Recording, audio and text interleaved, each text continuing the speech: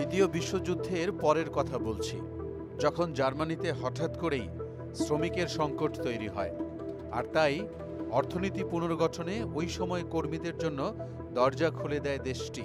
তখনই সেই সুযোগ কাজে লাগান তুরস্ক ও ইতালির নাগরিকরা। এই দুই দেশের কয়েক হাজার কর্মী প্রবেশ করে জার্মানিতে। সেই শুরু। এরপর থেকে বিশ্বের বিভিন্ন দেশের লাখ লাখ মানুষ জার্মানির নাগরিকত্ব পেয়েছে। সেই ধারাবাহিকতায় শুধু 2023 সালেই 157টি দেশের 2,100,000 বিদেশিকে দেশটি নাগরিকত্ব দিয়েছে, যা আগের বছরের তুলনায় অন্তত 19% বেশি। আর দেশটির কেন্দ্রীয় পরিসংখ্যান দপ্তরের মতে 2000 সালের পর রেকর্ড সংখ্যক বিদেশি জার্মানির নাগরিকত্ব পেয়েছেন। আর দেশটির কেন্দ্রীয় পরিসংখ্যান দপ্তরের মতে 2000 সালের পর রেকর্ড সংখ্যক বিদেশি জার্মানির নাগরিকত্ব পেয়েছেন। জার্মান পাসপোর্ট পাওয়ার তালিকায় শীর্ষে রয়েছে সিরিয়া, তুরস্ক, ইরাক, রোমানিয়া এবং আফগানিস্তান। আর দেশগুলোর মধ্যে সবচেয়ে বেশি জার্মানির নাগরিক হয়েছেন সিরীয় নাগরিক ৭৫,৫০০। ওয়ালটন ফ্রিজ কিনে অনেকের মতো আপনিও হয়ে যেতে পারেন মিলেনিয়াল।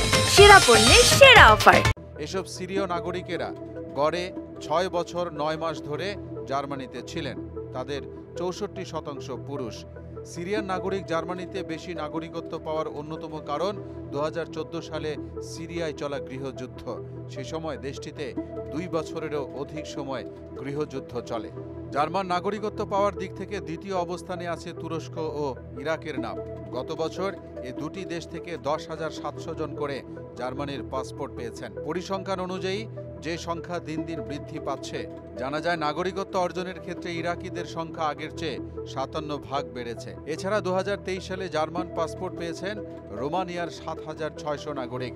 আফগানিস্তানেরও 6,500 অভিবাসী গত বছর জার্মানির নাগরিকত্ব পেয়েছেন। আফগানদের নাগরিকত্ব অর্জনের এই হার 55% বেড়েছে। 2022 সালেও 1,68,545 জন বিদেশিকে জার্মান নাগরিকত্ব দেয়। এছাড়া সরকারি পরিসংখ্যান অনুযায়ী জার্মানিতে বর্তমানে অভিবাসীর সংখ্যা 1,20,00,000। কেন জার্মান সরকার এত নাগরিকত্ব দিচ্ছে তার কারণ হিসেবে মনে করা হচ্ছে বার্ধক্যসহ বিভিন্ন কারণে তৈরি হওয়া শ্রম ঘাটতি মেটানো, গৃহযুদ্ধ এবং বিশ্ববাসী অভিবাসন সমস্যা। মোহাম্মদ ওয়ালিউল্লাহ, মোহনা ডিজিটাল।